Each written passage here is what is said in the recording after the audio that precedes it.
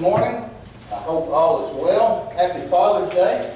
A little over a month ago, I stood here and lauded our mothers for the great work that they do in our lives. And Fathers, today is your day. It's your turn for us to take a look at what the Bible has to say about you and the huge impact that you also play in the lives of our children. Oftentimes, I think in our culture, and sadly because of the decisions of a lot of men who are willing to bring children into the world but not willing to go any farther than that, we lose sight of the strength of fatherhood. We lose sight of how important fathers are in our lives. Many children sadly grow up without fathers for no good reason. I understand circumstances arise. Sometimes fathers are taken sooner than we would like. And so in those situations, you really can't help. There's not much that you can do about that. But there's a reason that God made us the way He did. And in a moment, as we begin to discuss fathers and the significance that God places on fathers and what we as fathers need to be doing and need to strive to be, we're going to go back to the beginning. We're going to consider the reality of how God made us and the reality that He could have made us any way He wanted to, right? But it chose this way. So I want us to talk about the gift of fathers this morning. And again, being reminded that we draw all of our goodness if we are fathers here. And this tribute this morning is for the real fathers, all right? I'm convinced of every father in this place that you put your duties as the father of your children in high regard, as you ought to. I think you take them seriously. And the reflection of these children that I see around here lets me know that that is the case. We have good kids in this congregation, and I'm thankful for that. I watch them out here, how they interact with one another. I see how they interact with me and how they interact with you. And I must say that between their parents and the influence of others around, these kids are off on a good path. They're headed in the right direction. So let's consider God's flawless design for the family. Because there are those who today advocate a modified or a modern family, as some might call it, rearranging the situation as God intended it to be, we have lost sight largely of the wisdom of God. Proverbs 3:19 says that the Lord, by understanding, founded the earth. Okay? By wisdom and understanding, He founded the earth and established the heavens. That is the Proverbs chapter 3, verse 19. So when God chose to make man and woman in the garden, we know because of the fact that He founded the earth by understanding or wisdom, and He established the heavens in understanding or wisdom, we know that His choice of man and woman as the means of creating humankind, that being that is created in His own image, well, we know that reflects His wisdom, right? He could have made us any way He wanted, but He chose man and woman. Now, the first commandment that God gave was to procreate. In Genesis 1:28, He told them to be fruitful and multiply, fill the earth and subdue it. He wants us to be procreating. Now, in the process, we need not get carried away here, as many have in our culture. He gave us the proper context in which to carry out and have a wholesome process of procreation.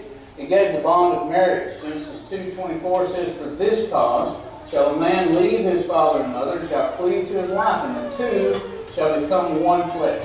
So it is pure, it is holy, it is wholesome. Hebrews 13:4 also says that marriage is to be held in honor among all, and the marriage bed undefiled. So He wants us, as His creation in His own image, to propagate our own kind. He wants more of us. And He wants to have all of us in the ultimate sense. So He gave us this wholesome practice of procreation to be done in the bonds of marriage. Now, when you consider that, He could have created us as asexual creatures as He has others. Now, from a purely pragmatic standpoint, as far as reproduction is concerned and the naturalist idea of survival of the fittest, this is actually the easiest, most simplified process of bringing about new creatures. So why didn't He do that? Well, as we said already, it was in His wisdom and in His understanding that He created all things in the heavens and the earth, so it must be because God knows our every need. He knew what he was doing when he created man and woman in that garden. They are the perfect complement to one another. I never understood that fully until I met and married my wife. And she is everything that I'm lacking. And I'm thankful for that, because now I can be complete. 1 John chapter 3, verse 20 lets us know something about our God. And I don't always have to understand the mechanics of it, and I don't understand all of the mechanics of this. But I know that I can come to enough of an understanding to trust God, because He knows everything, according to 1 John chapter 3, verse 20. He says, whenever our heart condemns us, God is greater than our heart, and He knows everything. And in Matthew 6, verse 8, Jesus makes a very important statement for us to understand. If we're going to build faith in our God, if we're going to trust in Him, we're going to have to know that He knows our needs. And Jesus said He knows them before we even ask. So, when He created man and woman in the garden, when He created husband and wife and the family unit in that way, God knew what He was doing. Now, I can speak from experience about many of these things. I'm a product of divorce. Okay? And anyone here who has been through one, I'm sorry that you've had to endure that. It is a painful thing. I know from a child's perspective, I was about 6 years old when this took place. I didn't understand it. My sister, for her, it was a speed bump. She wasn't a bit worried about it. For me, it was as if I ran and crashed into a mountainside. It just bowed me up and stopped me dead in my tracks. And so looking back, I understand the significance of fathers from the fact that I didn't have enough of mine. Okay? Many of you got to meet my father just yesterday as he came up and brought us some barbecue for our Father's Day meal.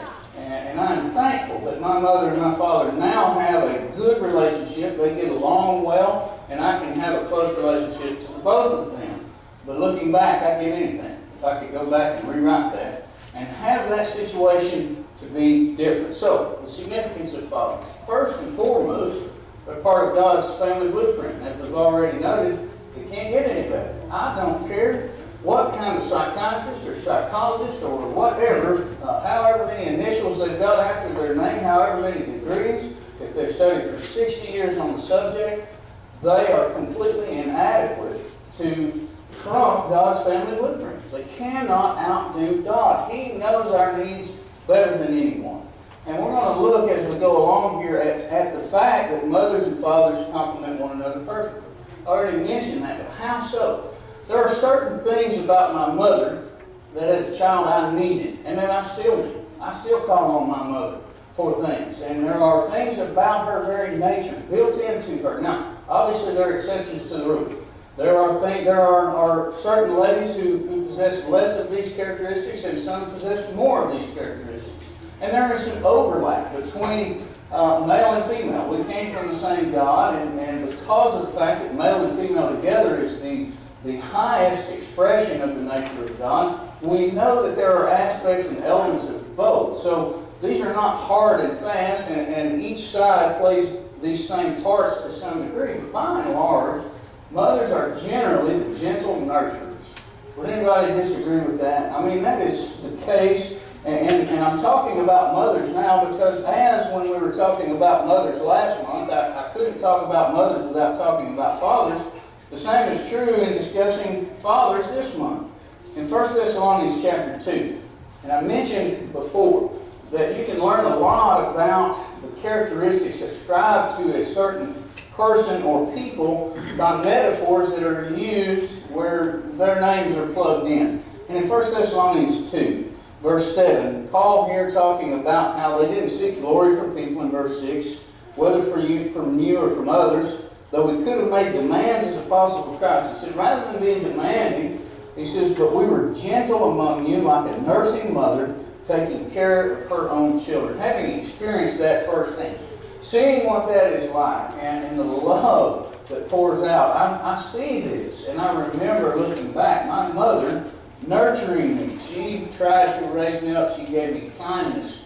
She was gentle. Now, at times she had to also help on this end, especially with the circumstances that were surrounding my raising. Okay? But fathers tend to render correction and discipline. I remember distinctly, my mother could almost put a gun to my head and tell me to stop doing something.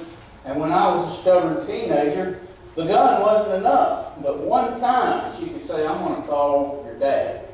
And I would stop right then. And I'd say, okay, now wait a minute, let's think about this again.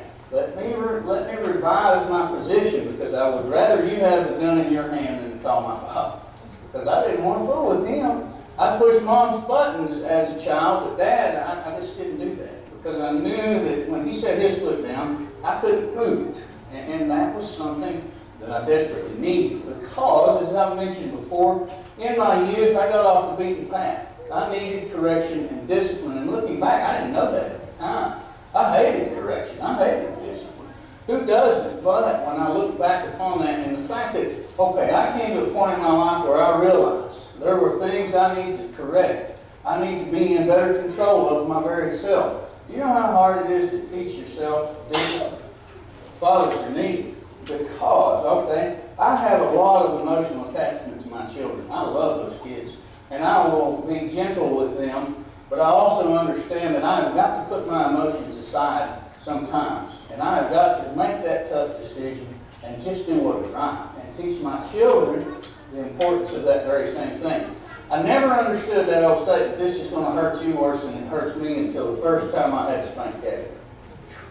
If I could just go back and him never do it, I would take a beating rather than have to spank him. I hate it. I hate it every time it happens. And I beg and I plead with him, don't make me do this. And then when he forces my hand, he looks at me like, why did you do that? And I don't want to. But that is part of the father's role, I am convinced. I can override my emotions, and it's a strong pull. And I can just do what I need to do. Now, let's not say that mothers don't do the same. Don't get me wrong. But I remember from my mother, there were many battles that I won that I never should have won. I should not have been allowed to win that. And had my dad been around the corner, I wouldn't have won that. And I would have been better off for it. So you see this perfect conflict. You get the kindness and the gentleness of a mother. You get the strictness, the firmness of a father, and that is important. Now, we need to recognize that the two combine for the perfect balance in a godly home. And fathers, don't be afraid or ashamed to extend kindness and gentleness to your children. Mothers, don't be afraid or ashamed to extend discipline to your children. I don't doubt that you will. But these are the roles that we've been given. There are certain inherent characteristics that by and large are this way among mothers and fathers. And you put the two together, and guess what? You see the wisdom of God. Now, I want to stop for a moment, and I want to share some statistics. Some social statistics, and these are gathered from various sources. You're welcome to a copy of these. Not all of these came from the same studies, but I was interested in considering the need for our fathers, so I started looking up those who are fatherless. Okay? And if anyone here has grown up without a father, please know that I am in no way seeking to cause you hurt of any kind. I would not do such. But these are some of the sad realities in our culture that is so far driven away from fathers. There are so many kids growing up without. And this is some of the things that comes out of that. Incarceration rates. That was the first one that popped up. When I said, what about fatherless children? You go on Google sometime and check it out. And here it was. This was a study by Cynthia Harper of the University of Pennsylvania and Sarah McClanahan of Princeton University, cited in Father Absence and Youth Incarceration. It said, young men who grow up in homes without fathers are twice as likely to end up in jail as those who come from traditional two-parent families. Okay. God might have known what he was doing, right? He gave us two parents, we need both parents. Those boys whose fathers were absent from the household had double the odds of being incarcerated, even when other factors such as race, income, parental education, and urban residence were held constant. So it didn't matter what their racial background, what their economic background, it was the absence of the father that was the common denominator in this thing. Twice as likely for incarceration. Suicide, number 2. 63% of youth suicides come from fatherless homes. That is according to the U.S. Department of Health and Human Services. Behavioral disorders. 85% of all children that exhibit behavioral disorders come from fatherless homes. Do you see a trend? Do you see the wisdom of God coming out? High school dropouts. 71% of all high school dropouts come from fatherless homes. Educational attainment. Kids living in single-parent homes or step-families report lower educational expectations on the part of their parents. Less parental monitoring of schoolwork and less overall social supervision than children from intact families. I will tell you, The schedule that my mother had to keep in order to keep the food on the table and the lights on in the house did not permit her to have a strong hand in supervising my activities. I needed that in my life, and these things were they just had to fall in line the way that they did. I suffered from these very things. Juvenile detention rate. 70% of juveniles in state-operated institutions come from fatherless homes. Confused identities. Boys who grow up in father-absent homes are more likely than those in father-present homes to have trouble establishing appropriate sex roles and gender identity. Aggression.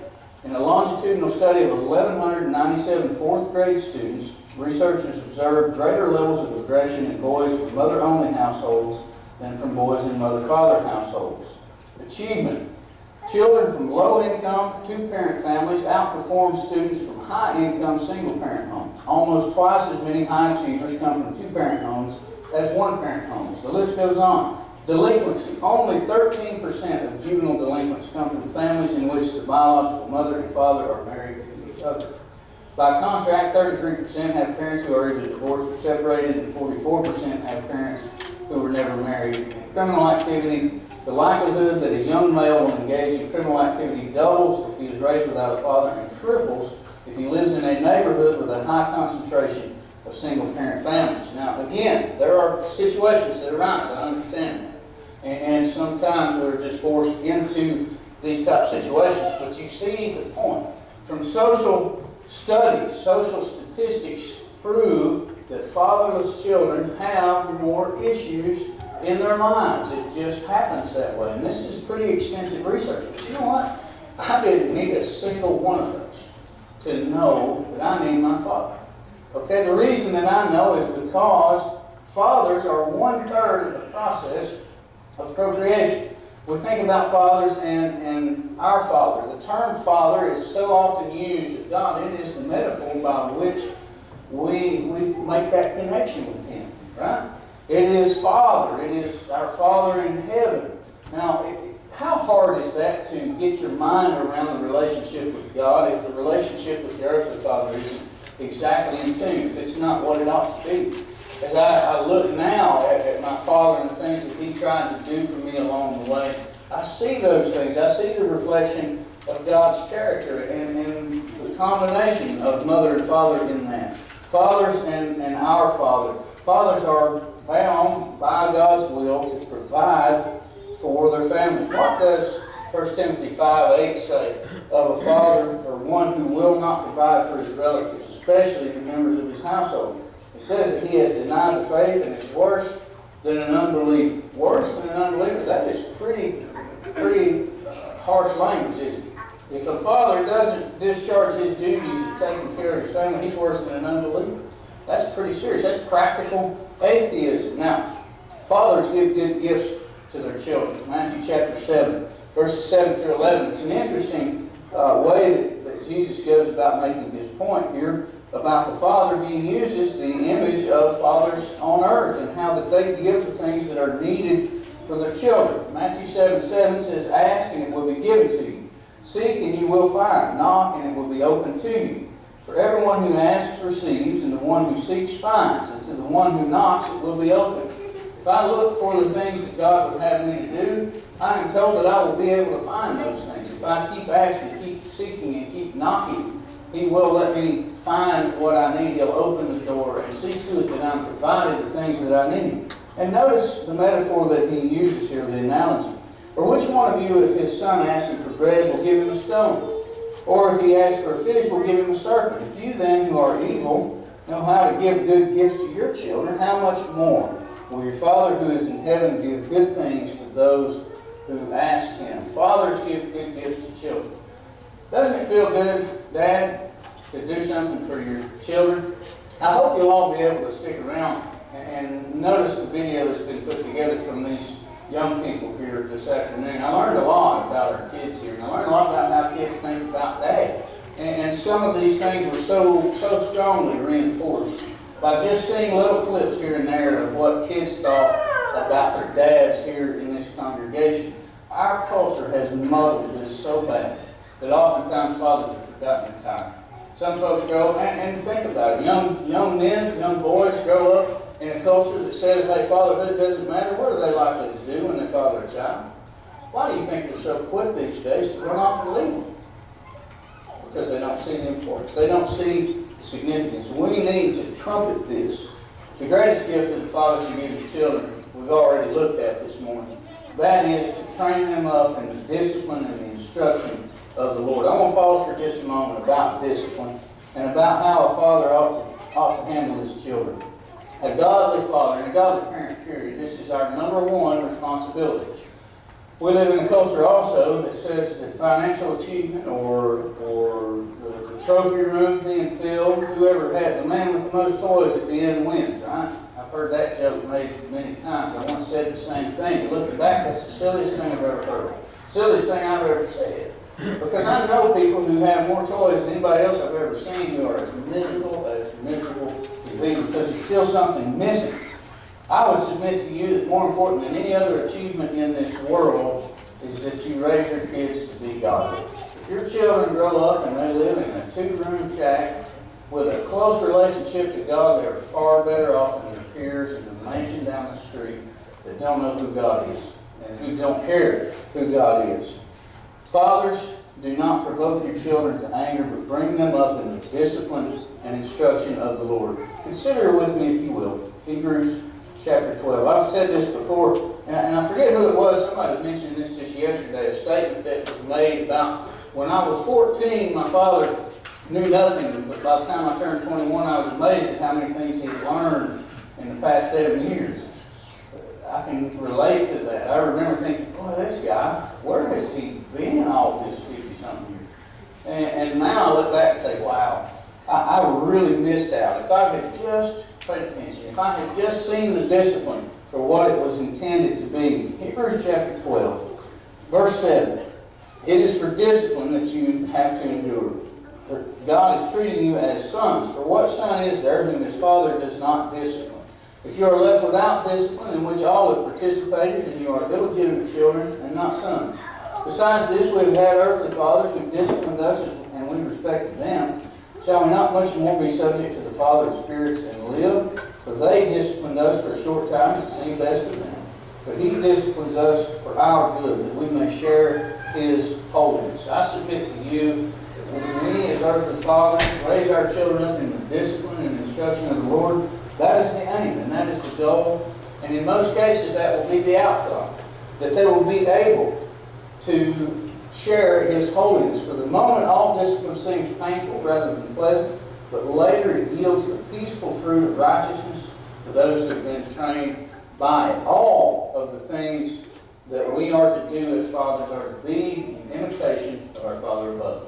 If I want to be a successful father on this earth, I need to see how my Heavenly Father handles me as his child, and so treat my children in that way. It's the greatest gift that you can give. I hope from this that we can all walk away with a greater appreciation for our fathers. I'm so thankful for the relationship I have with my father now. I didn't have it for years. For years and years, I was very disjointed from my father. And I'm so thankful for him now. And we're as close as we could possibly be. And because I think of the lack of time that I had with him before, I appreciate him even more now. But I'd give anything to go back and fill in those gaps. And have been with him all that time and been able to learn from him. He has lots of wisdom to share with me. Your fathers have lots of wisdom to share with you. Allow them to share that with you. Because it is truly a gift. Fathers are a gift from God. Mothers are a gift from God. The family unit is the nucleus of society. We'll talk about that a little bit more this evening. Fathers, thank you for the work that you do. We want to pay tribute to you the same as we did our mothers last month. But above all, we want to pay tribute to our Father in heaven. Because every good and every perfect gift, mothers and fathers alike, comes from above, right? Down from the Father of lights, in whom there is no shadow of turning. So while I, as a father, will fail from time to time, I'm going to do the best that I can, but I'm human, I'm frail, I'm weak, and I will fail, and I'm ignorant of things. And so because of that, my parenting will not be perfect. But our Heavenly Father is the perfect parent. He will guide you in the way you need to go. If you will become his child, he will carry you through to the end. All you have to do is remain faithful to him. Amen. Are you here and not a child of God this morning? The question is, why not? Why not be a child of God? There's no greater gift than to be a child of God. And He sent His Son to die in order to extend that opportunity to you. You need to do that this morning. We'll be glad to help you. If you have done that already, but you've strayed, if you are not following the discipline of your Lord, come back. Come back now, because He, like all of our earthly fathers will, He'll embrace you. He'll gladly receive you back and forgive you. And you can press on with that direct relationship that He wants to have with you. If you're here this morning and you have need to restore things with your Father, won't you come as together, just stand and sing.